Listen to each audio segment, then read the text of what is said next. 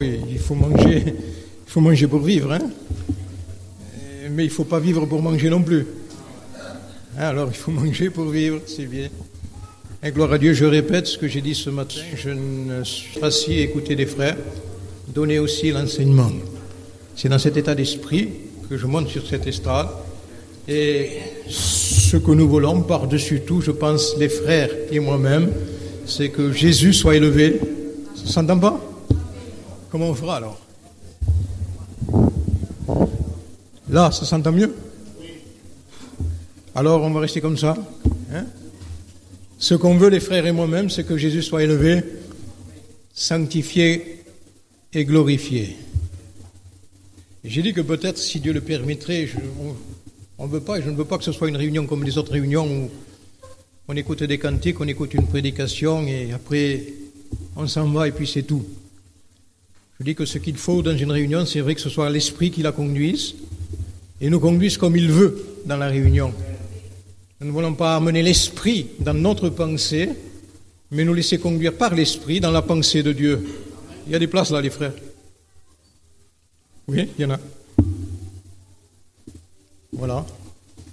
Donc, avant de continuer dans la prédication, j'aimerais qu'un frère donne un témoignage. Le frère qui est venu avec vous.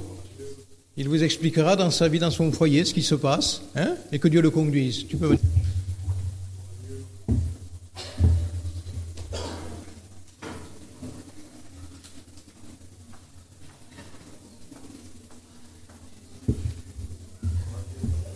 Amen. Je voudrais vous expliquer un peu mes échecs, ce qui était dans mon foyer, et ce que Dieu a fait maintenant que c'est une victoire. Quand je me suis converti, alors bon, moi, j'essayais d'avancer, j'avançais tout seul, et bon, c'était un foyer un peu gitan. On avait un peu nos coutumes. Alors elle, c'était la femme, et moi j'étais le mari.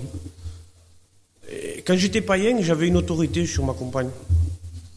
Et quand je suis devenu un chrétien, j'avais aussi de l'autorité, mais une autorité charnelle. Alors c'était moi qui dirigeais tout. Mais un jour, le Seigneur, on a reçu avec un frère, il nous a enseigné qu'est-ce qu'était le foyer, comme aujourd'hui. Dieu permet qu'on écoute ce qu'est un foyer chrétien. Et quand je me suis aperçu qu'est-ce qu'était un foyer, là j'ai vu la ruine. J'ai vu que mon foyer était vraiment, vivait comme un païen. Pour ma part, c'est mon expérience. Alors, j'ai voulu essayer de construire. Alors, comme je disais au frère, le responsable, je disais à ma compagne, il faut que tu pries. Si tu pries pas, tu es pas chrétienne. Tu es qu'une gitane. Pourquoi tu pries pas? Et des étapes par étapes, Dieu me faisait comprendre, en dire, si toi réellement tu serais un vrai chrétien, et que tu serais affermi dans la foi, tu la comprendrais. Parce que là, je mettais ma pensée, c'était toujours le gitan qui dominait. Pour en dire, suis-moi, si tu ne me suis pas, j'abandonne tout. Parce que comment je ferais pour suivre? Vous savez, quand des fois on va à l'église, on prie, et qu'on rentre à la maison, et qu'on la voit elle, qui est un peu charnelle, ça nous décourage, bien sûr. Mais je dis, nous avons un appui. Et cet appui, j'avais Dieu. On avait des frères ou à qui on pouvait se confier. Des fois, je priais avec ma compagne parce qu'il fallait le faire. Et il y avait des frères qui me disaient que dans un foyer chrétien, il faut prier. Je priais, et je me disais, mais j'avais honte de prier avec ma compagne. Quand je l'entendais prier, c'était une honte pour moi. Je disais, mais elle n'est pas spirituelle, elle prie. Alors, tout bloqué. Et avec le temps a passé. On a eu des situations très graves dans ma vie, des problèmes. Et le Seigneur, comme je disais aux frères, cette situation, il a changé. Il a uni mon foyer. Maintenant, quand je prie avec ma compagne, je disais aux frères, quand je prie, que je l'entends prier, je dis, Seigneur, merci de l'importance. Je t'aime mais je t'amène aussi ma compagne parce qu'elle t'aime. Et je dis, Seigneur, quelle tristesse de pouvoir partir à ta rencontre et que tu me dises ta compagne où elle est et qu'elle ne soit pas là. Je veux tellement construire dans mon foyer. On est avec des jeunes, des frères, et on se dit, l'œuvre, qu'est-ce qu'est l'œuvre? De pouvoir s'engager dans une église. L'œuvre, premièrement, c'est mon foyer. J'aime plus, pardonnez-moi, j'aime plus ma compagne qu'un frère, malheureusement, mais je veux premièrement que les miens soient sauvés. Et je dis quelle importance. Et même hier, quand je suis rentré à la maison, même les petites choses sont tellement importantes dans un foyer. Je mangeais, il était un peu tard, et ma compagne lui disait à mon fils, il dit, tu vas aller dormir? Il lui dit, mais il faut que tu pries, parce que tu sais, c'est important de prier. Je dis, quelle importance? Avant, il n'y avait que du désordre dans mon foyer, et j'étais chrétien.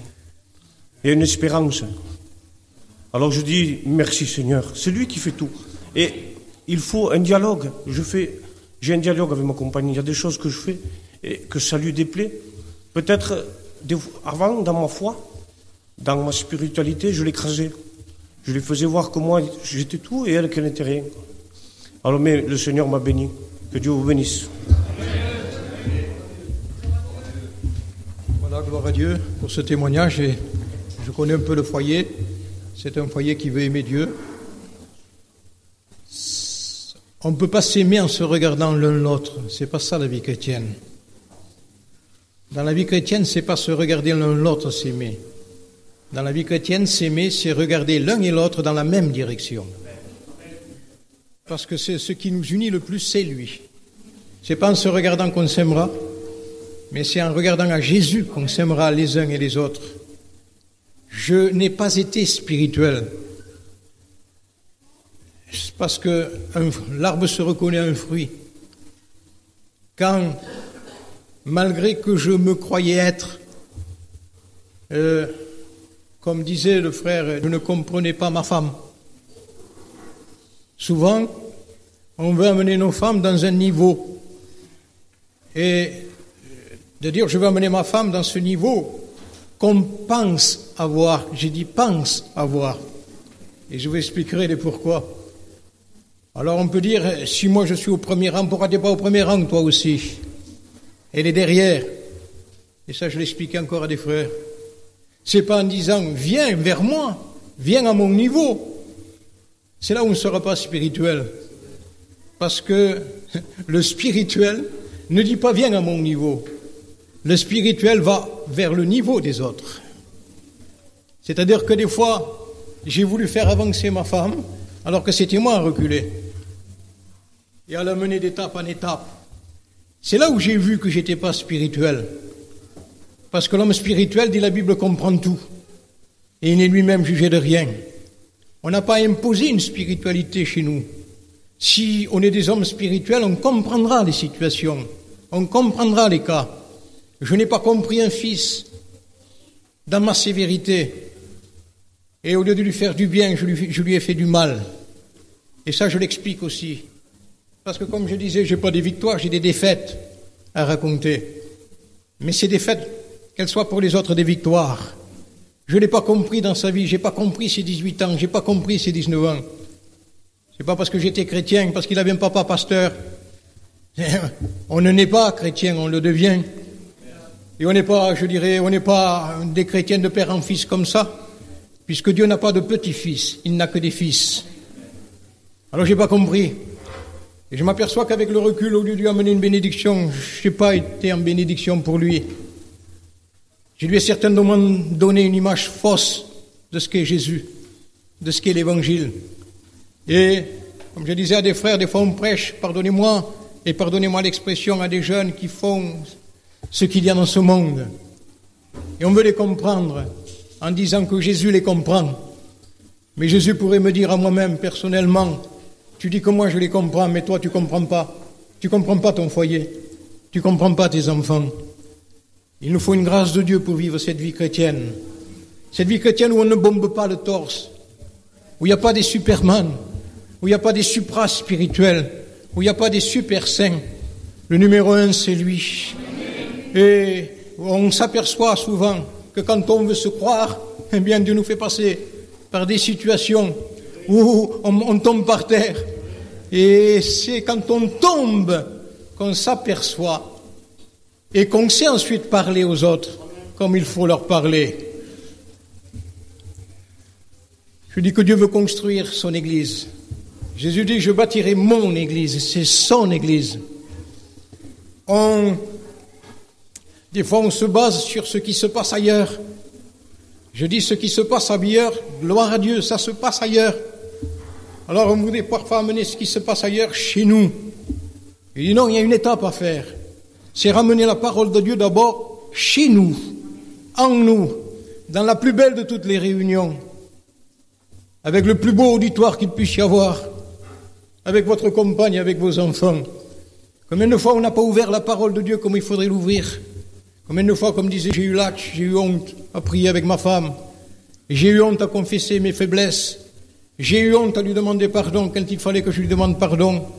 Ah, bien sûr, que quand c'était elle qui demandait pardon, je bombais un peu le torse, mais parce que c'est le macho, si vous voulez mieux.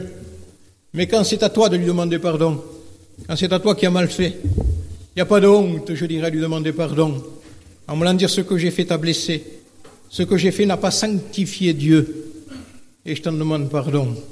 C'est un mot qui passe difficilement dans la gorge. Ça passe chez les autres, quand on le dit.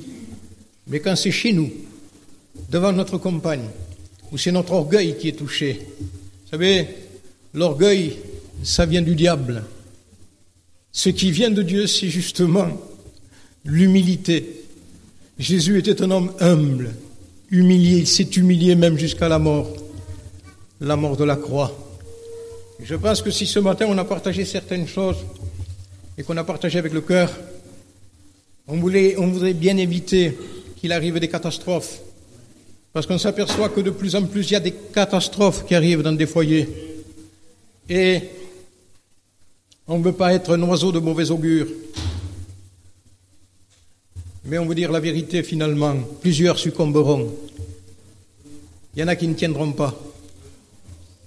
Et devant la puissance de séduction qui est en train d'agir et qui va se déchaîner de plus en plus, si nos racines, si nos bases ne sont pas dans la parole de Dieu, nous n'aurons pas la force, nous ne pourrons pas dominer, nous serons dominés. C'est pour ça que plus que jamais, il ne faut pas faire valoir des pensées. J'ai eu cette pensée. Mais plus que jamais faire valoir la parole de Dieu. Les assises d'une vie chrétienne, c'est la parole de Dieu. Sans parole de Dieu, nous ne tiendrons pas, nous serons bancals, on dit. Il manquera toujours un pied à la chaise de la vie chrétienne. C'est Jésus la force. C'est Jésus qui a été fait pour nous. On se le rappelle. Sagesse, justice, sanctification et rédemption, c'est lui les quatre pieds, c'est lui la base solide. Si vous enlevez une chose où il n'y a pas Jésus, ça ne tiendra pas. Mais j'ai besoin de Jésus dans tous les domaines. Pour me convertir, j'ai besoin de Jésus. Je suis justifié à cause de l'œuvre de Jésus. Ma sanctification ne repose pas sur ce que je peux faire, mais sur ce qu'il a fait. J'ai besoin de sa vie, pas de la mienne. La mienne ne constituera jamais. Le diable aussi renverse là les textes. Et que des fois, parce qu'on parle soi-même, je les ai écoutés. Et quand j'ai écouté le texte qu'il me présentait à sa façon, je me suis aperçu avec le recul, je lui ai dit, mais où tu allais dans cette optique-là? La Bible dit, et c'est écrit, marchez selon l'esprit, vous n'accomplirez pas les désirs de la chair. C'est la Bible qui le dit. Mais le diable prend ce texte et le renverse. Et il dit, efforce-toi de ne pas accomplir les désirs de la chair et tu marcheras par l'esprit. C'est impossible. Et des fois, je l'ai cru. Et que de fois, dans ma façon de prier avec Dieu, je me morfondais sur moi-même en disant, mais tu as fait ça encore, tu as fait ça encore, tu as fait ça encore. Je demandais pardon sincèrement à Dieu, avec mon cœur. Je le referai plus. Et quand je me levais dans la prière, je le refaisais. Parce que je cherchais la force dans le moi. Vous me pardonnez? Je le dis d'abord pour moi. Je suis un zéro et nous sommes tous des zéros. Le numéro 1, c'est Jésus. Sans lui, on ne peut pas construire notre vie chrétienne. Sans lui, on ne peut pas construire notre foyer.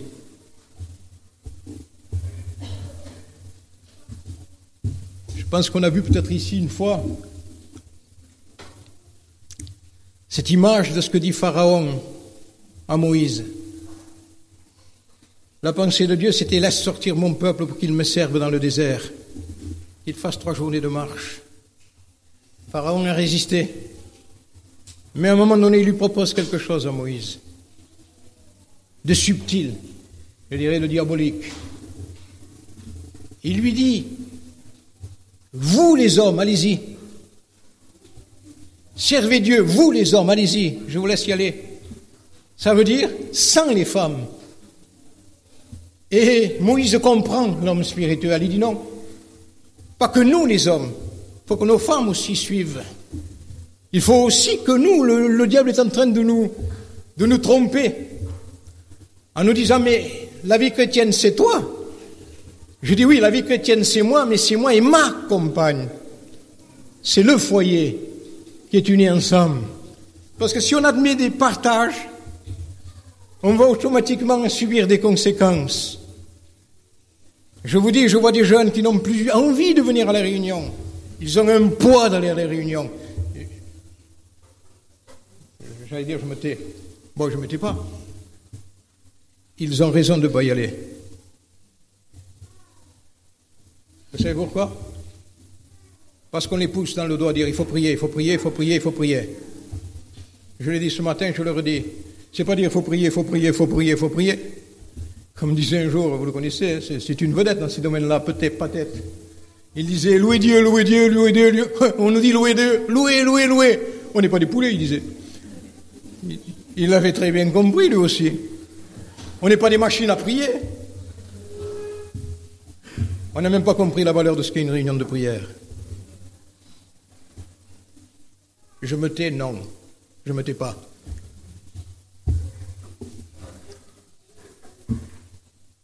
L'importance d'une réunion de prière. L'importance de celui qui conduit une réunion de prière. Ce n'est pas des réunions de prière où on ne dit que des flots des mots, des flots des mots, des flots des mots, des flots des mots. Non. La Bible dit que Dieu dit, j'écoute celui qui m'écoute. Et j'honore celui qui m'honore. Et quelle importance justement de ramener le foyer. Quand le foyer non seulement s'unit chez eux, mais s'unit dans l'église, les foyers ensemble. Et qu'ils sont en train de louer Dieu.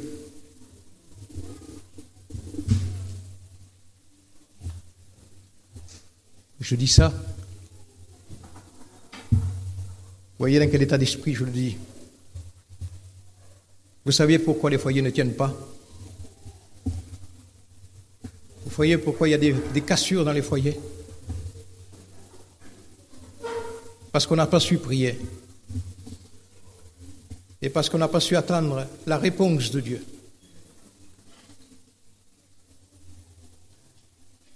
Je vous le dis avec mon cœur, les jeunes.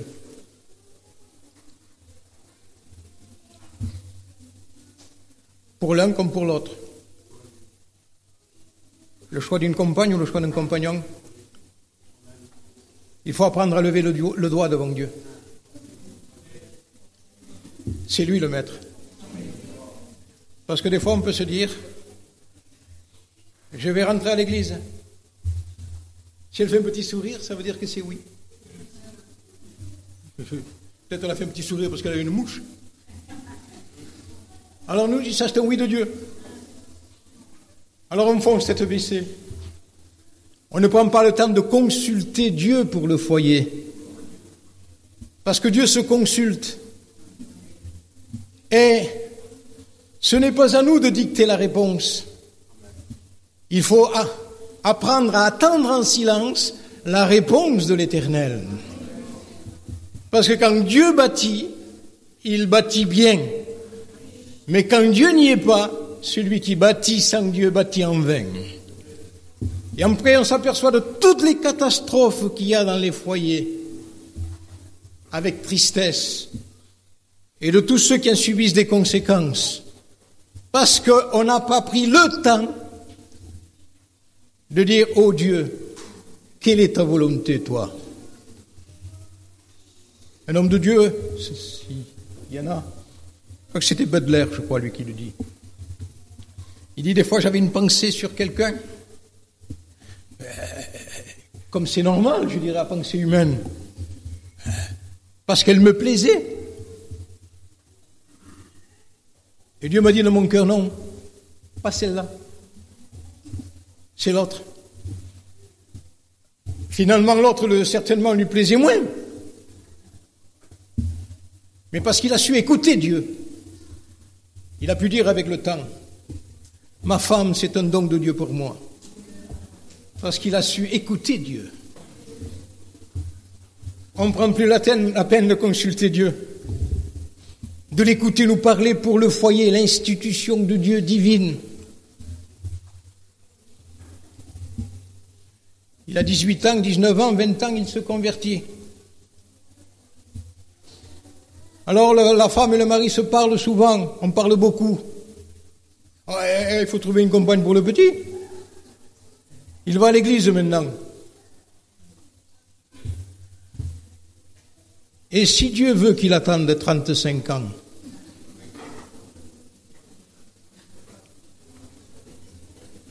si Dieu veut, lui, qu'il attende 35 ans, nous, on dit, non, c'est le petit, il est comme ça, maintenant il est chrétien, il faut lui trouver une compagne, on dit, c'est obligatoire, hein.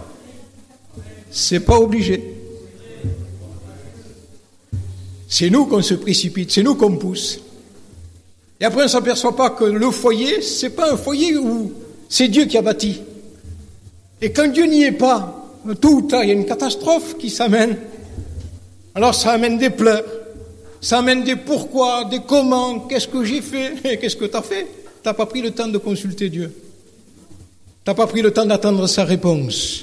Parce que si tu l'avais attendu, Dieu aurait eu le meilleur pour toi. C'est ça le foyer qui est construit là-dedans.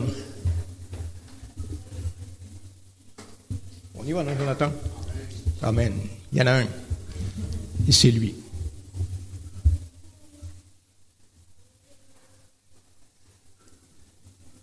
Dieu ne descendra jamais sur notre façon de voir les choses.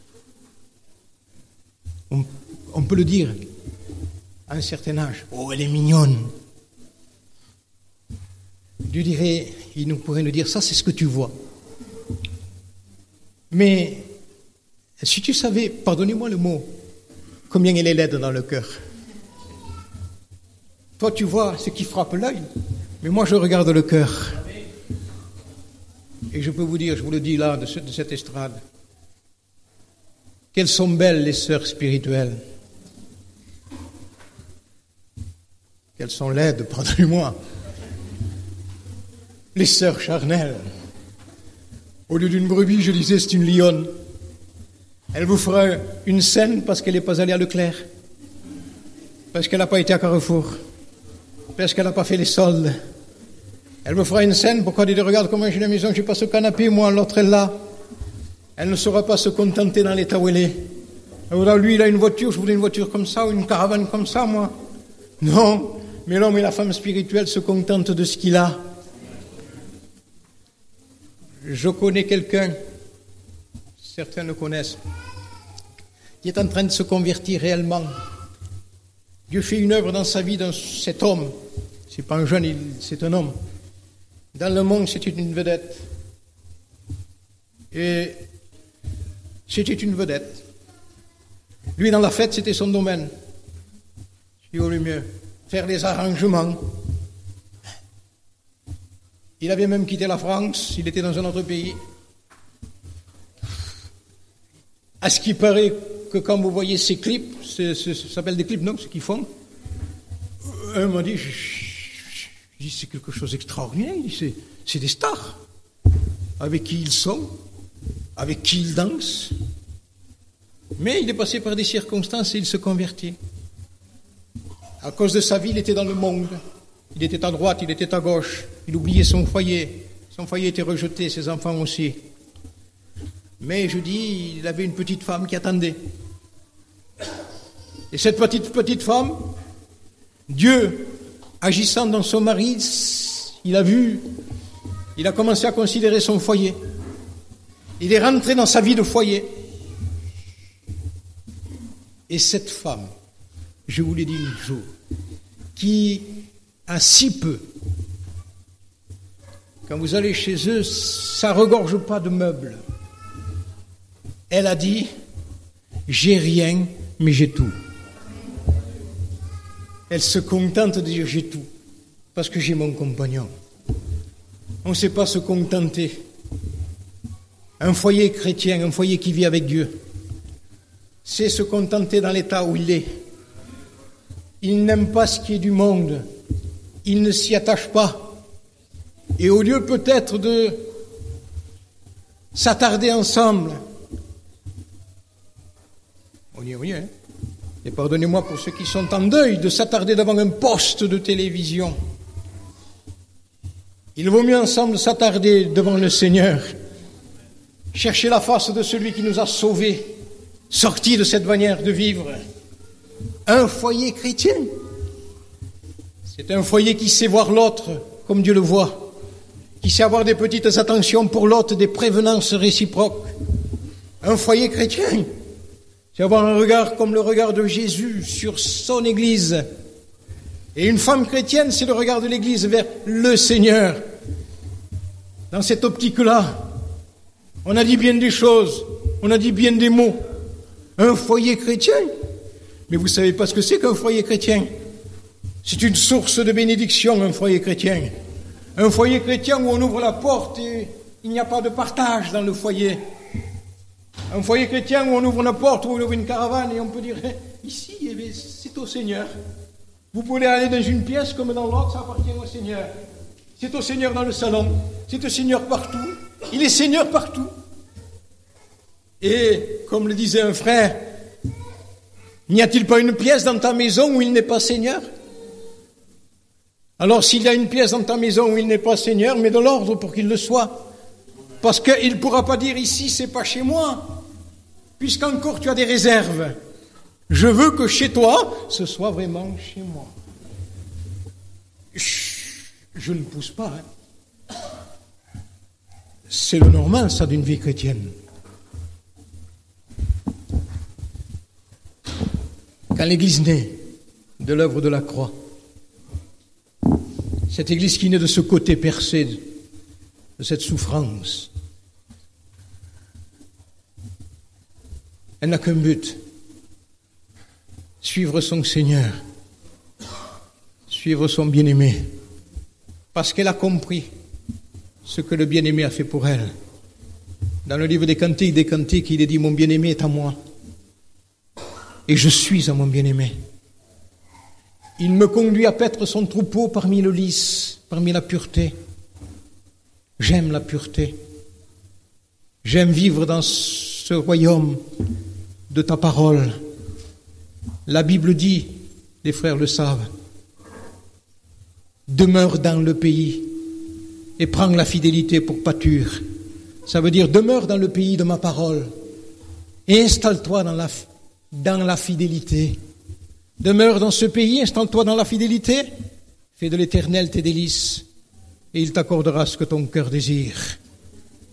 Nous voulons que Dieu réponde à nos prières. Est-ce que nous demeurons dans le pays? Est-ce que nous prenons la fidélité pour pâture? Ce que nous le faisons dans cette fidélité. Je sais qu'il fait chaud. On ne sera pas long. Mais nous vivons un temps où le Seigneur va venir chercher son Église, sa bien-aimée.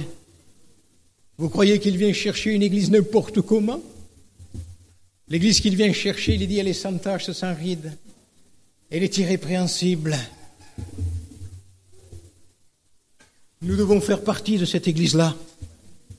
Il vient chercher aussi les foyers qui font partie de l'Église.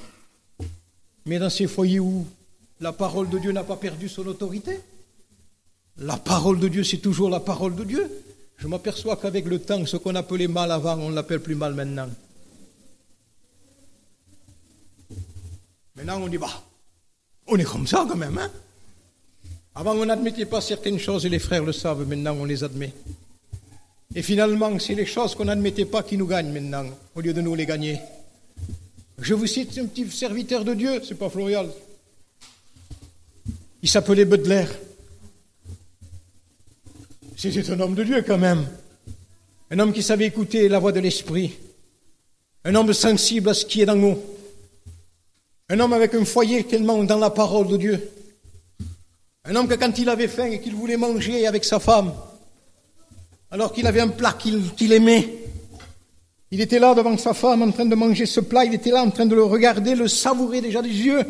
Et le Saint-Esprit lui disait, mets-toi à part dans le jeûne, mets-toi à part dans le jeûne. C'était tellement un foyer qui vivait avec Dieu que sa femme comprenait à l'instant même. Et sa femme lui disait, Dieu t'a parlé? Il lui disait, oui, Dieu m'a parlé. Alors qu'est-ce que t'attends, il lui disait sa femme, pour te mettre à part. Ces hommes qui vivaient cette intimité avec Dieu, c'est une communion profonde. Cet homme qui, je dirais un mot en français, ça se dit, c'est un supputé. Ça veut dire, sans que Dieu me le dise, je ressens que c'est de Dieu. David le ressentait ça. Ces hommes-là, qui vivaient tellement cette intimité chez eux, avec leur femme, il y avait une autre femme, pardonnez-moi, je vais là. C'était l'épouse de notre homme de Dieu. J'aime les anciens hommes de Dieu. Des fois, j'ai lu des biographies de ces hommes-là. Il y avait un homme qui s'appelait Barat. J'ai certaines biographies. Cet homme-là, on appelait l'apôtre de la Pentecôte en Europe. Alors lui, c'était l'apôtre de la Pentecôte, il était avec Donald G. C'était l'enseignant, il était avec Petrus. C'était un des plus grands pasteurs que l'Église ait eu en Suède. Celui qui a fait un livre, La discipline dans l'Église. Il a commencé avec un petit noyau de 36 membres, je crois. Il a laissé une église de 7000 membres. Histoire de... Eh bien, ces hommes de Dieu ensemble, Pétrus disait, ma femme, c'est un don de Dieu pour moi. Ce foyer qui vivait tellement avec Dieu, alors que son mari, quand même, c'était Pétrus.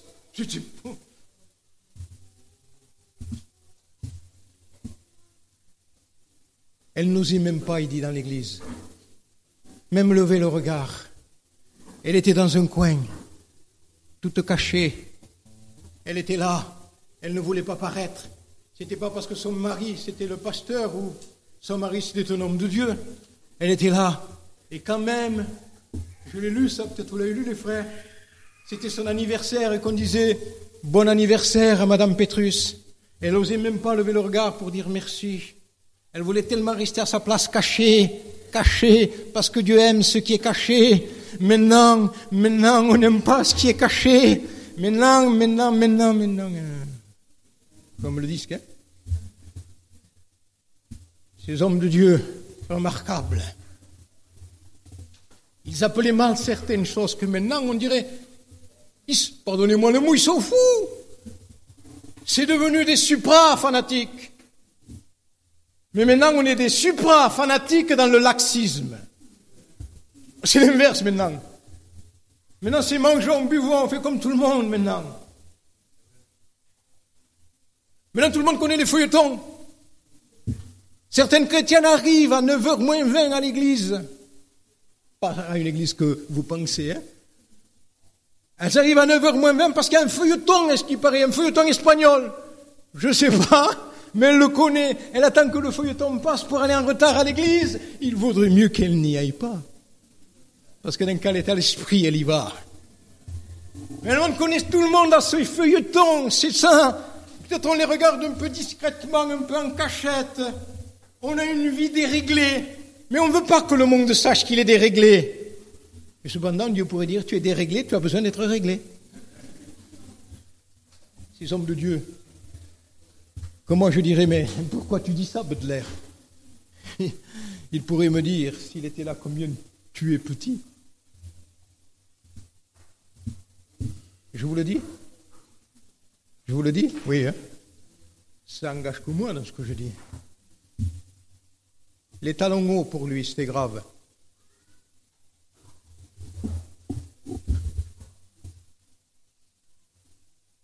Les rouges aux ongles, pour lui, c'était grave. Non, en fait, moi, c'est moi qui le dis. Hein. Moi, je suis zéro, je ne suis pas Baudelaire. Mais je le dis, ce que disait Baudelaire. Mais nous, avec le temps, j'ai grandi dans des assemblées de Dieu. J'ai été baptisé dans les assemblées de Dieu. Mon premier pasteur, ça a été un homme de Dieu. C'est le vieux Le Filâtre. Le vieux Le Filâtre d'avant, hein. Pas Guy, le avant, Marcel. Cet homme de Dieu était un homme de Dieu. Quand il avait les colonies de vacances, et dans les colonies de vacances, chez les sédentaires, tout le monde va, c'est ensemble. Il faisait séparer les garçons, séparer les filles. Quand ils étaient fiancés, il n'admettait pas que dans l'église, ils soient à côté. Il fallait qu'il y ait quelqu'un au milieu. On dit, on a voulu cela, nous. On a voulu un gitan, nous. On dit, d'accord, mais avec le gitan, tu restes. Hein. Lui, il n'était pas gitan, il était spirituel. C'est parti tout ça. On lui a dit, bon, mais vous en faites un peu trop maintenant. Les colonies de vacances, c'est devenu des débauches. Pourquoi? Parce que c'est devenu un mélange. Ces hommes de Dieu d'avant, où sont-ils? Où sont-ils? Il faut tellement revenir à ces anciens sentiers. Il faut tellement, je dirais, considérer cela et revenir à l'autorité de la parole de Dieu dans une vie. C'est parce que tu penses qu'il compte dans ton foyer, c'est ce que Dieu dit. Mari, femme, mais quel titre, le mariage? C'est une institution de Dieu maintenant. Regardez si c'est une institution de Dieu que le diable veut le casser à tout prix. Maintenant, de plus en plus, on vit comment? En concubinage. Le concubinage n'est pas le mariage.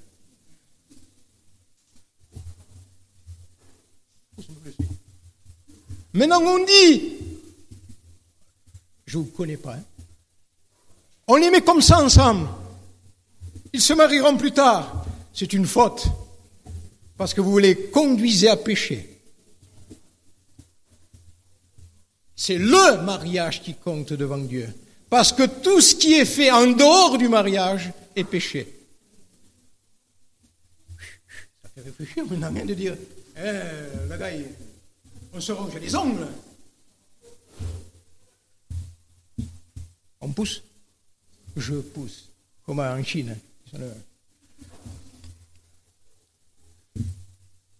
Il faut honorer ce qui est honorable. Et ne pas honorer ce qui n'est pas honorable.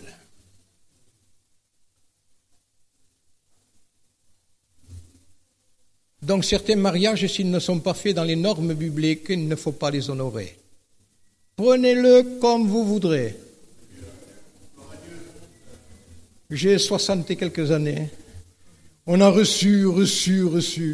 Alors on sait recevoir encore. Hein. Une fois que vous êtes par terre, vous... Certaines choses on les honore, certaines choses on les honore pas.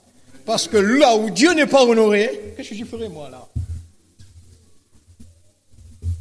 Même si c'est ton frère, si c'est ta sœur, si c'est ton fils, si c'est ta fille. Parce que quand ça nous touche de près, hein, on s'est fermé les yeux. Pour les autres, on a les yeux comme ça. Mais pour nous, on fait comme ça. Non, même quand ça te touche de près à toi. Dis non, parce que la parole de Dieu dit non. Parce que justement, Dieu honore le mariage. Hein? Le mariage doit être honoré quand il est biblique. C'est pour ça qu'il y a toutes les catastrophes qui suivent.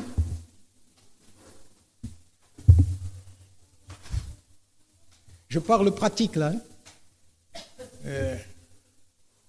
C'est pas un super enseignement, j'en ai pas. Je bénis Dieu pour les frères qui le reçoivent.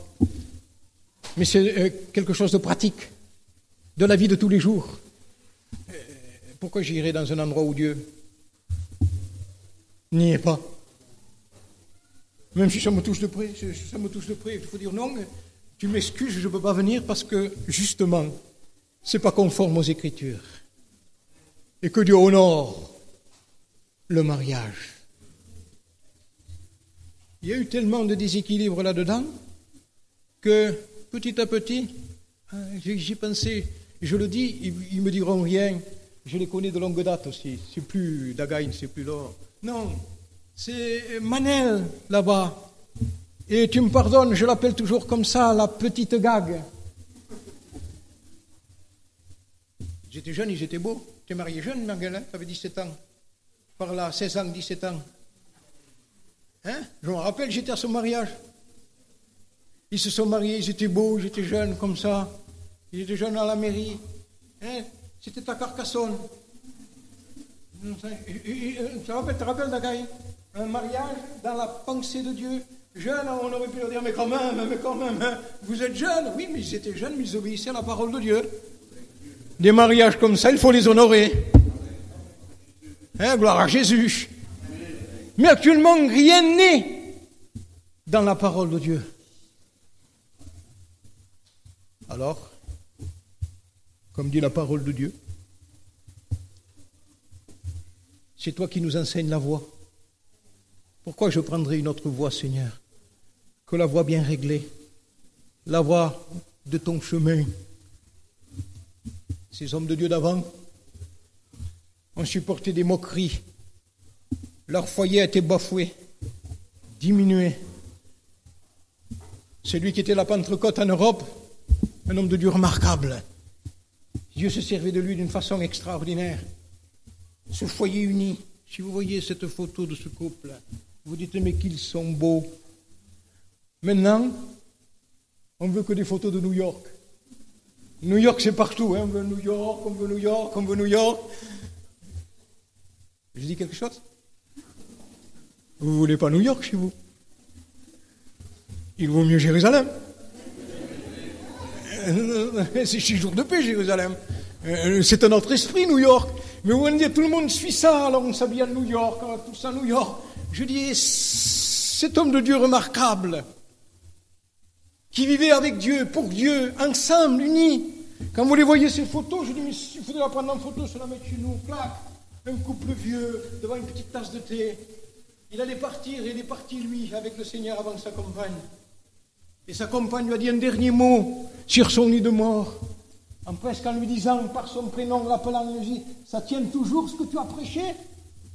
Et lui, en train de la regarder, il disait, ça tient toujours ce que j'ai prêché. Et il partait vers la gloire.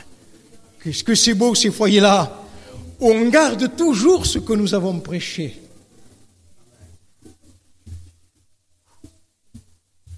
Je vous ai dit ce matin, faisons bien attention, parce que le danger ne viendra pas de l'extérieur. Le danger viendra de l'intérieur dans les églises. Et on entendra parler dans des églises de choses abominables. Pas de l'extérieur, ça se passera dedans. Parce que nous laisserons la parole de Dieu de côté. Et je bénis Dieu pour les frères qui ont un but de relever la parole actuellement. Et vous devez bénir Dieu pour les pasteurs qui vous enseignent l'autorité de la parole. Qui disent, il faut ceci, il faut cela dans les foyers. Autrement, je vous dis avec mon cœur, comme je le dis à des jeunes,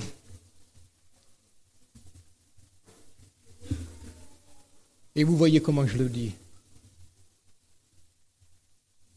À force de voir chez toi des yeux comme ça, un caractère de lion, de lionne,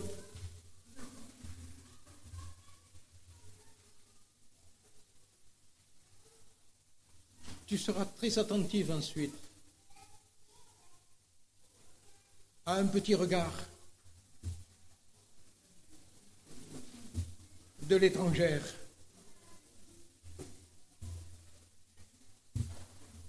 Oui. Plus fort. Plus fort. Plus fort. Pour le micro ou pour la parole? Plus fort, plus fort, plus fort. Il faut que ce soit dans les deux sens alors. Plus fort encore. Plus fort. Comme un frère qui prêchait dans un pays. Il n'en pouvait plus. Il avait prêché. Et les frères le regardent, ils disent encore. Il le regarde, il dit, mais il reprêche. Il l'avait laissé comme un citron. Hein. Il n'y avait plus rien à dire, plus rien à donner. Ils avaient tellement soif de parole de Dieu qu'après la prédication terminée, nous on descend, on veut s'asseoir et boire une gorgée d'eau.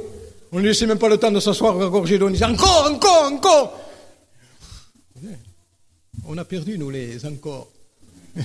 Encore, encore. On a trouvé un autre mot à la place. Amen.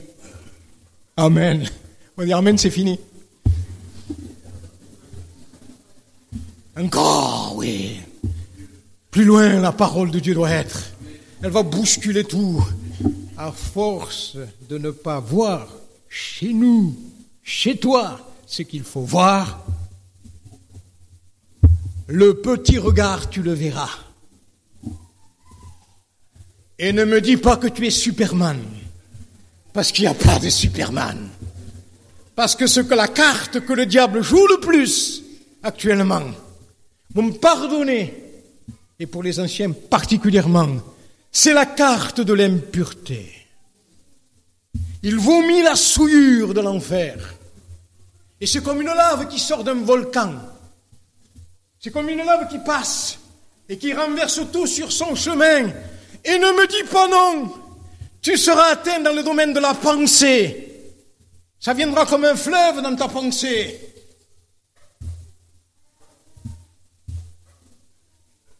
C'est vrai, ce que je vous dis.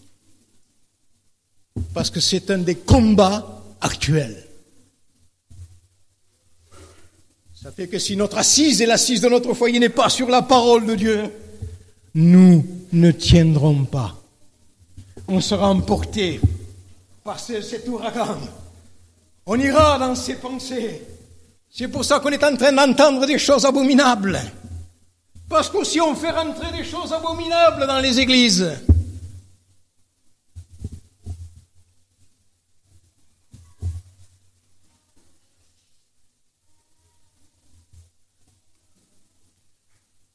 Je le dis, hein. Mais certains cantiques, il ne faut plus les chanter, hein. Non, il faut les mettre à la porte, hein.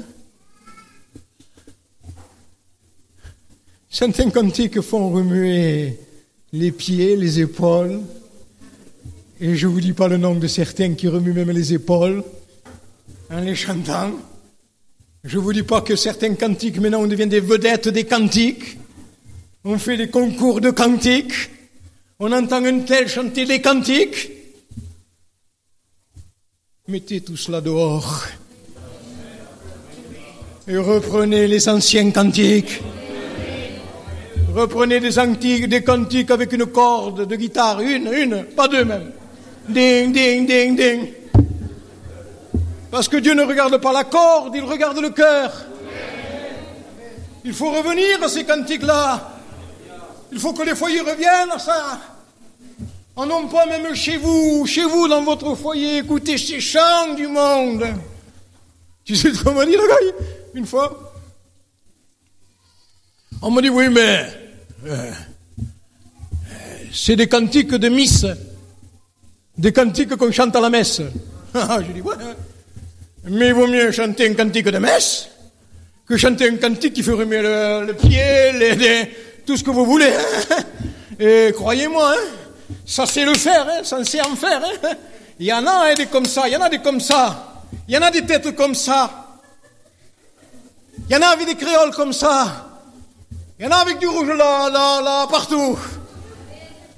Ça sait chanter, ça sait la fête. Et c'est la débauche qui rentre.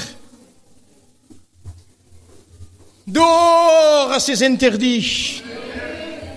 Ou c'est les interdits qui vont nous gagner. Dehors à tout cela. Et les frères, si votre,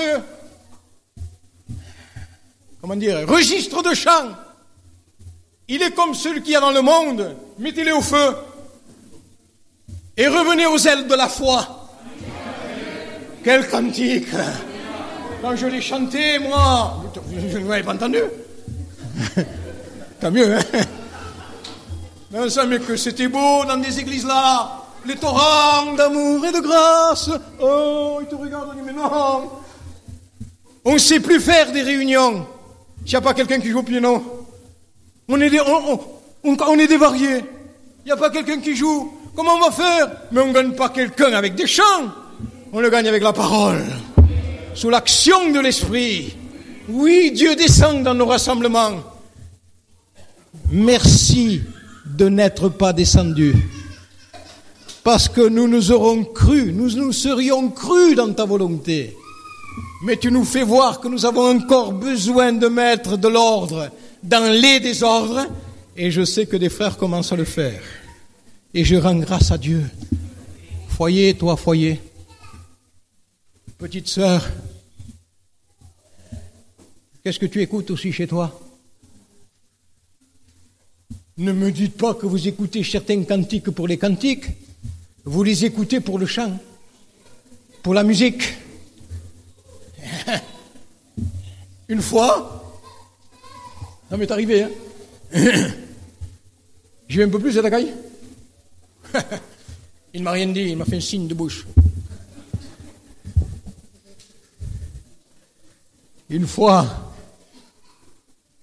on dit dans une réunion, je ne sais pas si je vous l'avais dit, hein? Il y en a qui dansent, je dis, avec des balais. Qu'est-ce que j'avais pas dit?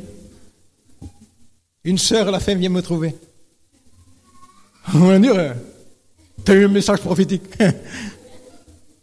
Il dit, frère, je danse avec le balai. Si vous mettez certains cantiques, le balai n'y tiendra pas. C'est pas vous, c'est le balai. Mais vous suivrez le balai. Chez vous, sainteté à l'Éternel. Chez vous, ça commence ça. Certains cantiques, vous les prenez, vous les jetez comme ça fait des cerfs-volants. Je veux plus ça, je veux plus ça, je veux plus ça. Je veux reprendre les vieux cantiques. Ça ne me poussera pas à danser avec le balai, mais ça me poussera à me mettre à genoux. Est-ce qu'on entend encore chez vous des sœurs qui prient? Est-ce qu'on entend encore chez vous des frères qui prient? Est-ce que vous rentrez chez vous, vous dites, ma femme est en train de prier? Ou est-ce que vous l'êtes en train d'écouter certains cantiques? Il y en a qui écoutent certains cantiques. C'est mieux écouter un cantique que prier. C'est plus facile d'écouter. Mais je peux vous dire que c'est mieux de prier que d'écouter certains cantiques. Dans des réunions de prière, il y en a qui, en chantant certains cantiques spirituels, à un moment donné, ont écouté d'autres voix, d'autres voix, d'autres voix. On dit, mais qui c'est qui chante? Qui c'est qui chante? C'était des anges qui étaient venus chanter avec l'Église, parce qu'ils se réjouissaient de l'Église qui marche dans la pensée de Dieu. Il faut que dans nos réunions aussi, les anges se plaisent à y descendre. Il faut que nous voyions le surnaturel de Dieu là aussi. Il faut que nous le voyions dans nos foyers, qui marchons avec Dieu, qui ouvrons la parole de Dieu. Combien ça fait de temps? Vous me pardonnez, hein? Je vous prends un témoin. Peut-être mon âge le permet. Je dis pas que tu l'as pas fait. Combien ça fait de temps, frère, que tu n'as pas ouvert la Bible avec ta compagne? Combien ça fait de temps que toi, tu n'as pas prié avec ta compagne? Combien ça fait de temps que tes enfants, les enfants n'ont pas entendu la voix du papa et de la maman prier? Combien ça fait de temps? Laisse-moi te dire, si ça fait trop longtemps, dis, je te demande pardon, Seigneur. Mais à partir d'aujourd'hui, je veux revenir à ces anciens sentiers. Je vais ouvrir ta parole ensemble. Et je vais m'exhorter chez moi déjà. Je vais mettre de l'ordre avec tous ces cantiques, tout ce qui nous vient d'ailleurs. Et allons-y gaiement. Hein? Vous n'avez que faire des cantiques qui vous viennent de Sud-Amérique. C'est des vedettes. Si vous les voyez, c'est des vedettes, je l'ai dit souvent. Vous les revoyez avec leurs petites lunettes de soleil. Vous les revoyez avec leurs petites moustaches, leurs petits boucs. Vous les voyez avec leurs petites chemises débraillées. Non, boutonne-toi la chemise. Rase ton bouc, enlève tes lunettes. Et chante-moi, ô prends mon âme. Ça vient chez nous, ça. Ça s'installe, c'est le végétariat. Il est temps de mettre de l'ordre dans le désordre. Et de le mettre chez moi. Ça commence chez moi. Ne dites pas d'église, fais-le dans l'église. Non, je veux le faire chez moi. Chez moi. Prendre ta femme et dire, à partir d'aujourd'hui, on va lire la Bible ensemble. On va remettre en ordre les désordres qu'on a. Tu vois, on va prier ensemble. Il y a tellement de besoins, nous-mêmes, les autres. Nos enfants sont perdus. Nos enfants vont en enfer. Et nous, ça ne nous atteint pas. Ça ne nous touche pas comme il faudrait que ça nous touche. Quand on nous dit qu'ils sont malades, on fait tout. Mais ils sont atteints d'une maladie, de péché. Et il y a Dieu seul qui a le remède. Et Dieu veut écouter la prière des parents et qui intercède avec ce cœur vrai, ce cœur pur. Frères et sœurs, le temps est dangereux. Il y a une puissance de séduction énorme. Plusieurs vont tomber. Je ne voudrais pas le dire comme ça. Plusieurs n'y tiendront pas. Il y a des foyers qui sont à la dérive, qui n'en peuvent plus. Il faut faire revenir ces foyers à la parole de Dieu. Il faut non pas, comme je disais ce matin, aller faire des visites de café. Buvez de l'eau. Pas une visite de café, mais une visite où vous remettez la parole de Dieu en valeur, en disant, sœur, c'est ça, frère, c'est ça la parole de Dieu. J'ai connu un frère, moi. Il m'a fait énormément du bien, c'est un ancien. C'est presque l'ancien d'Ephraïm Ferris. C'est le frère Roux. J'ai eu, j'allais dire, le privilège de connaître ce frère. D'aller chez lui. Vous savez comment se passaient ces exhortations? Quand vous regardez ces exhortations, vous dites, Seigneur, que je suis loin. À se mettre presque à genoux, à pleurer, à supplier qu'il faut revenir à la parole de Dieu. Je lui dis, mais Seigneur, moi j'ai l'exhortation. Mais il me manque quelque chose. Lui, il aurait pu me dire, moi j'ai les larmes. Et une parole qui se met avec larmes, c'est une sémence qui construit. Oh, que nous revenions là. Les foyers ont besoin de revenir à la parole de Dieu. Les Paquita, les Jonathan, ils sont là, je les prends aussi. À la parole de Dieu, je sais qu'ils y sont, qu'ils y sont encore plus. Je sais qu'il y ait aussi Pépino, sa compagne. Je la confonds avec l'autre aussi. Revenons là, où nous en subirons des conséquences. J'aime ta parole. Elle est tout le jour l'objet de ma méditation, dit le psalmiste. Et, vous en faites pas, c'est que 4h10. Hein. Vous souffrez, je souffre encore plus, moi. Hein. Vous avez chaud, je suis encore plus chaud, moi. Hein. Finalement, au lieu d'avoir chaud, plaignez-moi, moi.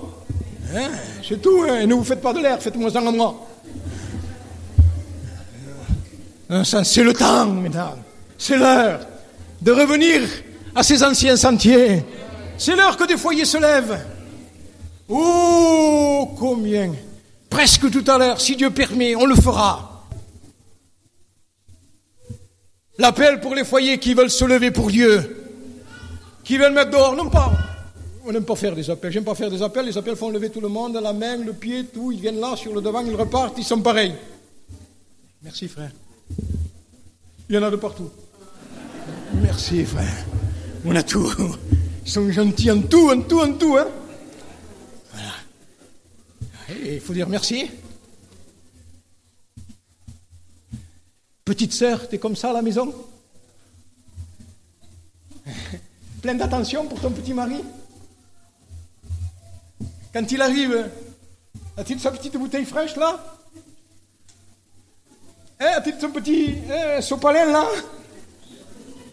Ou alors, s'il dit j'ai soif, mais t'as le frigo? Où sont ces attentions de l'épouse pour l'époux? Ça t'arrive pas, toi, petit mari? Je veux que ça m'arrive plus. Et vous allez me pardonner ça de perdre mon orgueil. De dire, tu veux pas un peu d'eau fraîche, femme? C'est comme si, c'est pas toi, c'est moi qui te sers. Il est venu nous servir, alors qu'il avait tout dans la gloire. Reviens, cœur, attache-les à ton cou. Le cou, c'est ce qui relie la tête au corps. La force du crocodile aussi est dans le cou. C'est une image, là. Une image que Dieu peut nous laisser de l'Église. Même l'Église dit qu'il laisse un sentier lumineux. L'Église est ce porteur de lumière. Et celui qui sème la lumière. Il dit, eh bien, lis-les à ton cou. Il dit, écoute, ils te dirigeront dans la marche. Ils te garderont sur ta couche. Ils te parleront à ton réveil. Ma parole. Le précepte, c'est une lampe. L'enseignement, c'est une lumière. Et les avertissements, c'est le chemin de la vie.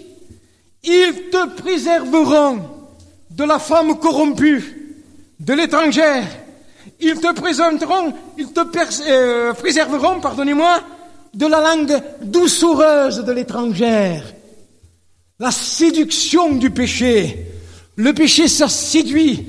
Il ne convoite pas dans ton cœur cette beauté-là.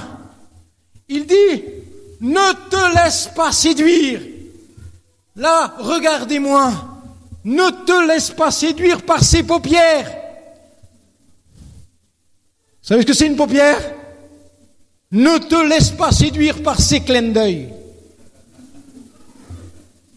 Ça veut dire ça, à peu près, le texte. Ne te laisse pas séduire par la femme étrangère, par ses clins d'œil. Tu ne te laisseras pas séduire si tu gardes le précepte, si tu gardes le commandement et les avertissements qui sont le chemin de la vie. Si tu les gardes chez toi. Autrement, je ne sais pas comment le faire, je ne vais pas danser.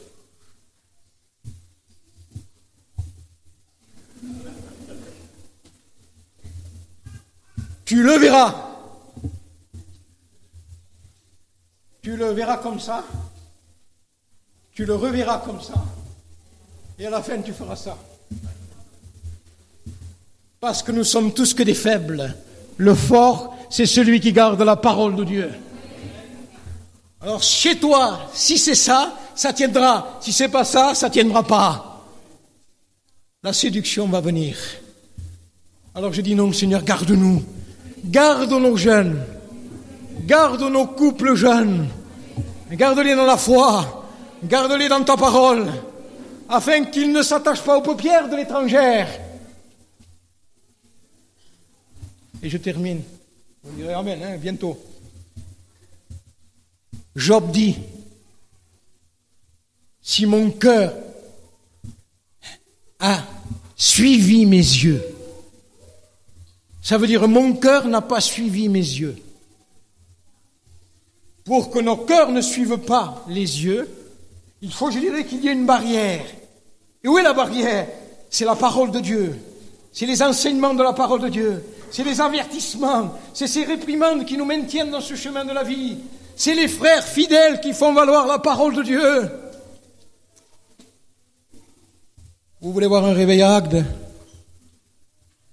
Que les foyers se réveillent. Vous voulez le voir à Béziers? Ne criez pas. Il faut revenir au foyer à la parole. Et vous allez voir ici ensuite, Dieu ne descendra pas. Amen. Alors, je termine et pardonnez-moi d'avoir été long. Pardonnez-moi de vous avoir brusqué, de vous avoir choqué, mais je l'ai dit avec mon cœur parce que je ne sais pas sur un autre fois. Le temps est court maintenant. L'heure est avancée.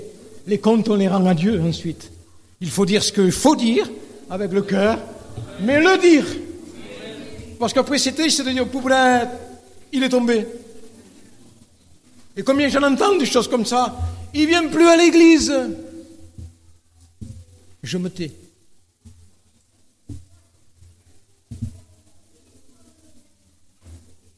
Parce que tu n'as pas été le pasteur qu'il fallait que tu sois. La faute aussi, elle est à toi.